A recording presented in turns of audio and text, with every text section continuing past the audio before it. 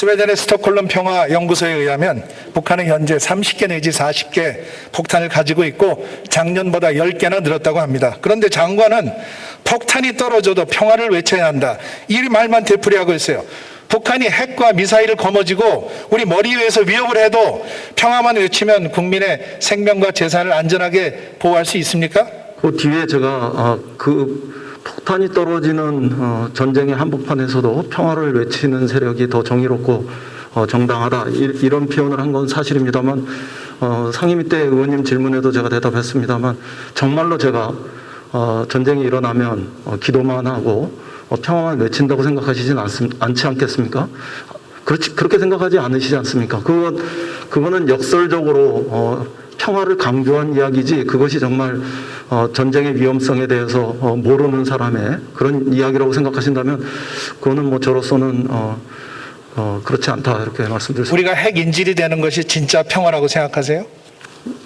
핵 인질이 되는 것이, 아니, 누가 핵 인질이 되는 것이 그 진짜 평화라고 생각하겠습니까? 그렇죠. 그렇습니다. 그러나 그게 지금 한반도의 상황입니다. 그렇게 생각 안 하세요? 저희가 핵 인질로 잡혀있다, 그 의원님 그렇게 보시는 겁니까, 그럼? 아니, 저한테 물어보실 게 아니라 지금 한반도에 북한이 핵을 30개, 40개를 가지고 있고 미사일을 가지고 있는데 그 위협 아닙니까?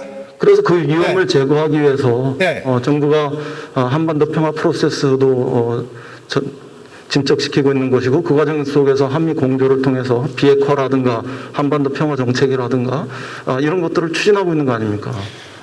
한미 동맹에서 군대를 빼고 이건 평화 동맹이다, 이런 식으로 하면은 일종의 평화 지상주의인데, 이렇게 하는 건 우리 안보의 기틀을 무너뜨리는 자살 행위 아니에요? 저 좀 전에 우리 총리님께 의원님 질의하시는 과정에서 제가 잠깐 들었는데요. 정말로 제가 한미 동맹은 냉전 동맹이다, 그 얘기만 했다고 생각하시지 않으시기 바랍니다.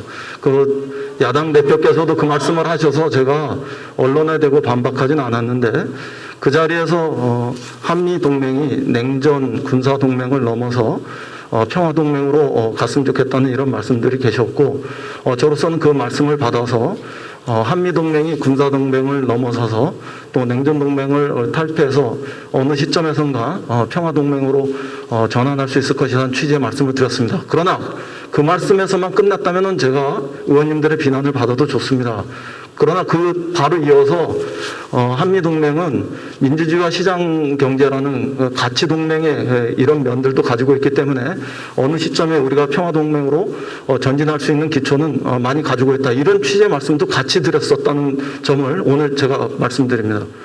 한미 동맹은 이미 글로벌 차원의 포괄적 전략 동맹입니다. 문재인 대통령이 트럼프 대통령과 확인한 겁니다. 그런 지금 장관의 북한 중심주의적이고 편향적인 그런 사고로 어떻게 균형 잡힌 통일 정책을 추진할 수 있겠어요? 의원님이 저를 그 북한 편향 중심이라고 말씀하시는 건 굉장히 모욕적입니다. 그리고 제가 분명히 말씀드렸지만, 한미 동맹이 그 의원님이 포괄 동맹이라고 생각하시는 만큼 저 역시 군사 동맹 성격을 넘어서 민주주의와 시장 경제에 대한 가치 동맹으로서의 성격도 가지고 있다는 점을 늘 말씀드리지 않았습니까? 제가 인사청문회 때도 의원님들께서 그렇게 질문하신 거에 대해서 그렇게 대답했습니다. 그리고 제가 방문했던 그 자리에서 그날 그 군사 동맹, 냉전 동맹을 탈피해서 그 평화 동맹으로 갈 수 있다는 그 말에 이어서 바로 우리 안에는 민주주의와 시장 경제에 대한 공동의 가치가 있기 때문에 평화 동맹으로 더 전진할 수 있는 근거가 있다, 이런 측면들을 동시에 말씀드렸다는 점을 분명히 말씀드립니다. 우리 이인영 장관께서 한미 동맹과 국제 공조를 도외시하고 모든 것을 북한에 올인하고 있으니까 아직도 80년대 운동권 시절에 반미 자주 시각을 버리지 못했다고 하는 비판이 나오는 거 아니에요, 지금?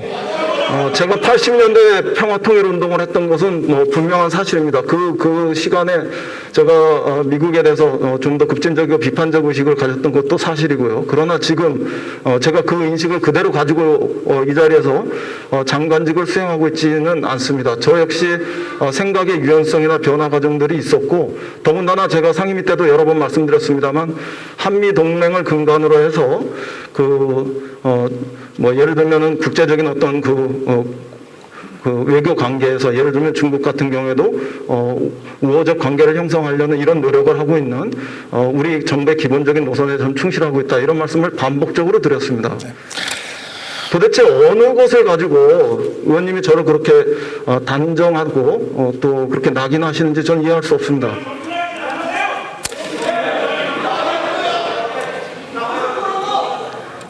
냉전 동맹만을 이야기하지 않았던 사실은 적어도 분명히 오늘 확인해 주시기 바랍니다. 질문에 잘 답변하십시오. 개성공단 연락사무소가 파괴됐죠? 그렇습니다. 국가의 기본 책무는 국민의 생명과 재산을 보호하는 거죠? 네. 수백억 원의 국민 세금이 투입된 건물이죠? 네, 100억 정도. 누군가가 우리 국가의 재산을 함부로 공격하고 파괴하면 어떻게 해야 됩니까? 청와대 실무진이 그냥 유감이다 말 한마디로 일단락 되는 겁니까? 그러면 국가가 왜 필요합니까? 제가 장관에 취임하기 전에 있었던 일이긴 합니다만 청와대와 NSC는 강력한 유감을 표명했고 우리 통일부에서도 매우 잘못된 일이라는 점을 분명히 했습니다. 그리고 지난해 제가 원내대표 시절부터 북의 크고 작은 군사적 행위가 있을 때 그것은 한반도 평화로 가는 우리 결의 그 염원 이것과 정면으로 역행하는 길이고 판문점 선언이라든가 평양 선언에도 그런 합의 정신에도 맞지 않는 일이다 이런 점들에 대해서 저는 끊임없이 이야기해 왔습니다. 통일부는 굴종적인 대북 정책을 유화 정책을 추구할 것이 아니라 남북 관계를 정상궤도에 올려놓을 수 있는 균형 잡힌 정책을 추진해야 합니다. 그렇게 해주시기 바랍니다. 들어가셔도 좋습니다. 적어도 굴종적인 정책을 펴고 있지 않다는 점은 분명히 말씀드립니다.